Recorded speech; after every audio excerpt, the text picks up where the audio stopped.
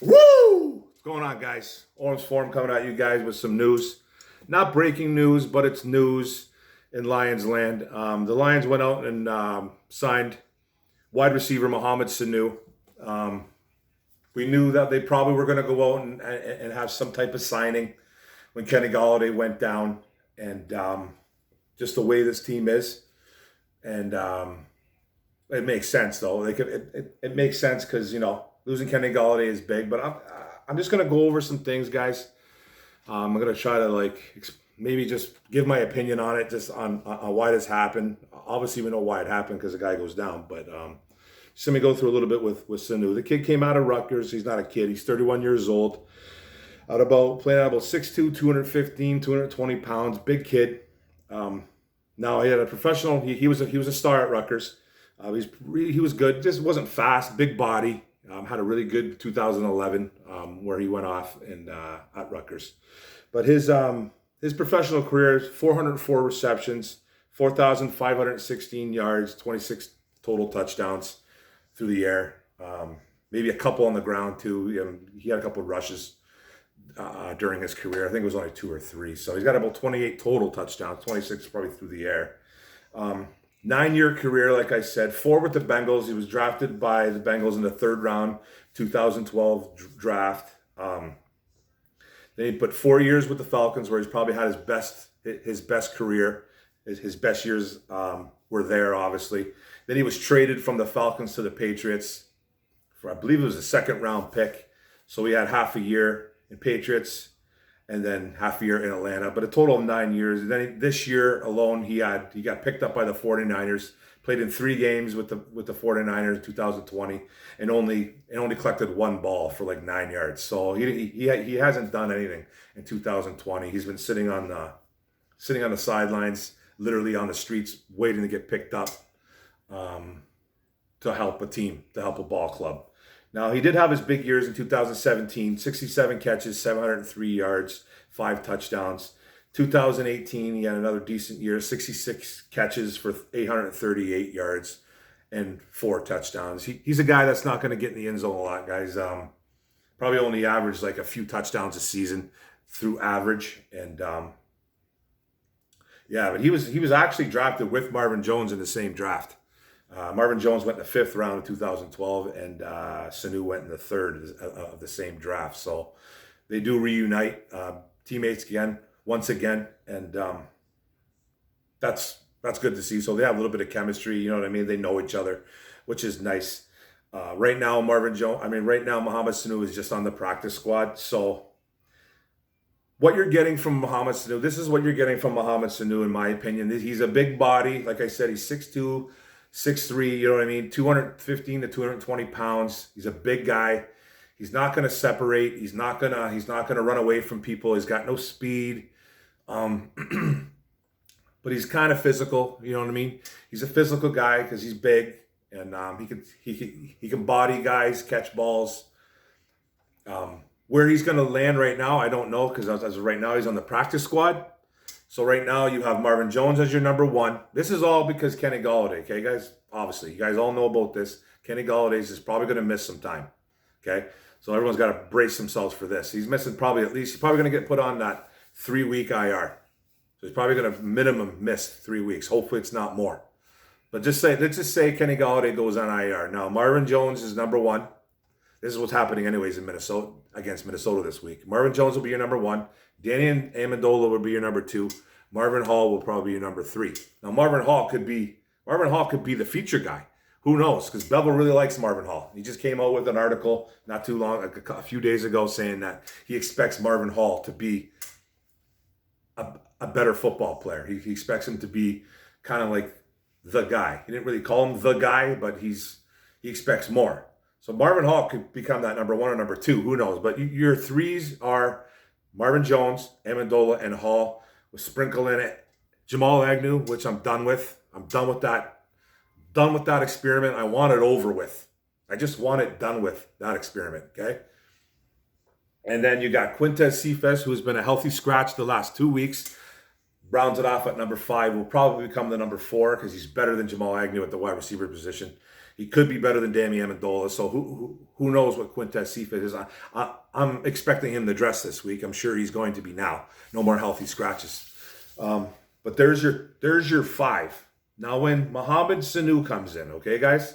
Now, this is where it's going to get tricky. I don't want people to lose their mind on me. You can come at me all you want, but this is what I think about Mohamed Sanu. Okay, let's get this out of the way right away. He is not Kenny Golladay. I repeat, he is not Kenny Golladay. He's not. Okay, by any stretch, by anything like that, he's not. Okay, but what he is probably the closest thing to Kenny Golladay that you're going to get. Now, it's a big margin, okay? Kenny Golladay is here. Mohamed Sanu is down here. Probably lower, okay? Probably lower. Now, Mohamed Sanu has always been a number 2 in the league, borderline number 3. You know what I mean? He had some good years in Atlanta as Julio Jones' sidekick. In Cincinnati, he was kind of number 2, number 3. He had Marvin Jones over there. There was Ocho Cinco was there. So, you know what I mean? So he played with those guys. So he's basically number 3 in Cincinnati probably.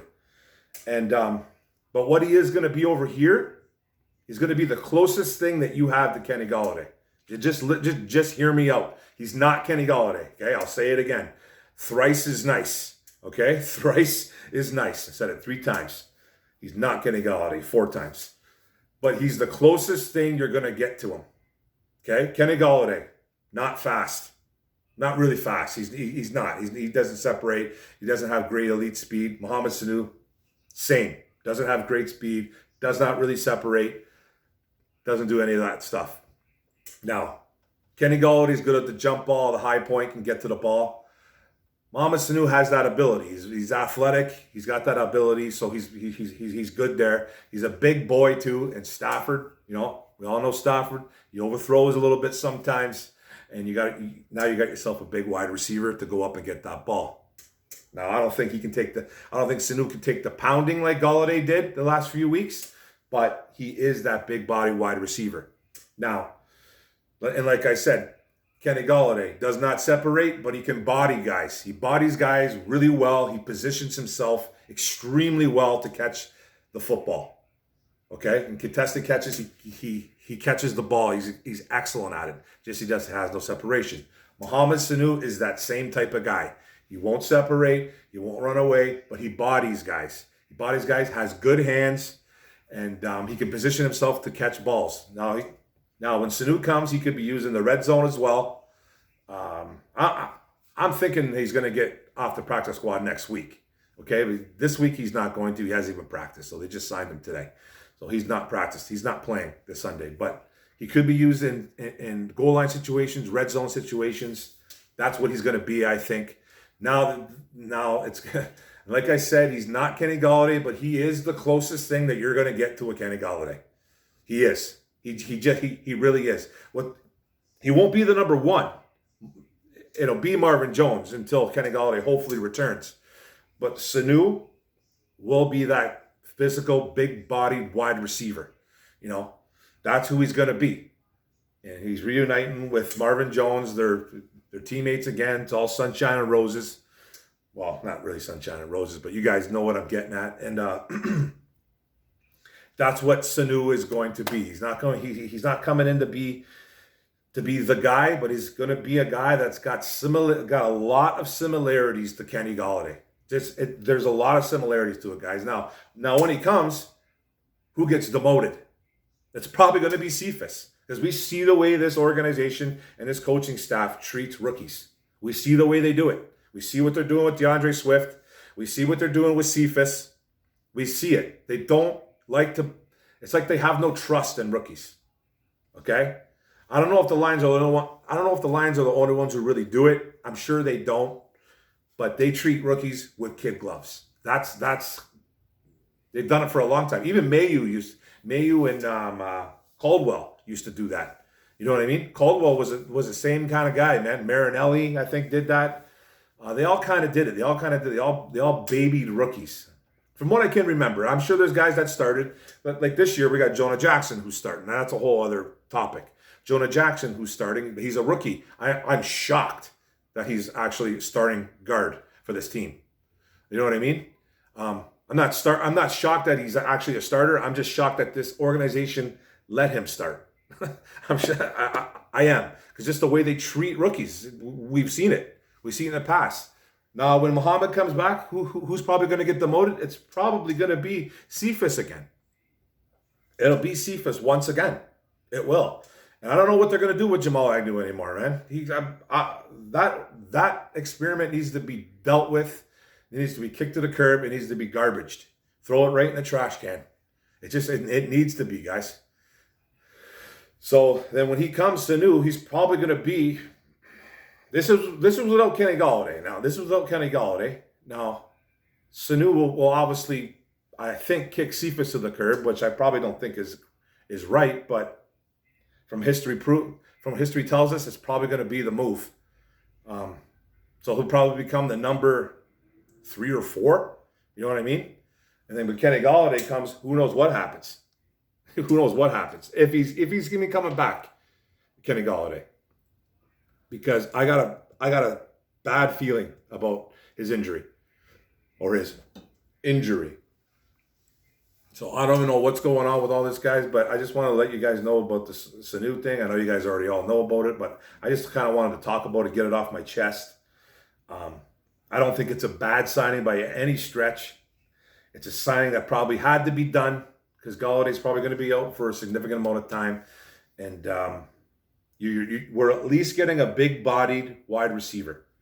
That's the good thing about it, because he's got a lot of similarities to Kenny Galladay. That's all I'm trying to get at. He's not Kenny Galladay, but he's got the similarities to him, and I think it makes most sense.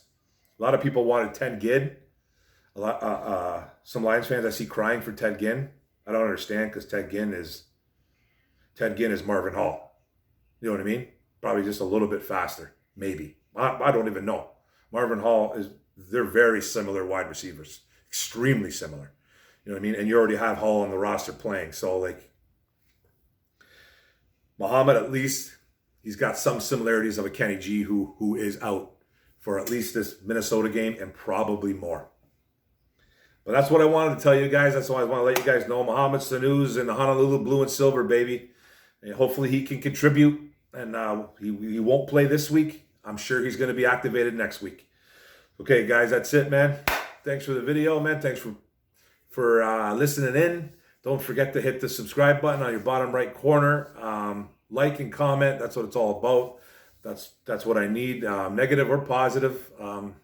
I'll try to come at you guys as much as I can. I usually get to everybody. You know what I mean? So it's all good. And don't forget to hit that notification bell to get all my videos, and press all, and you get all my vids. All right? Go Lions.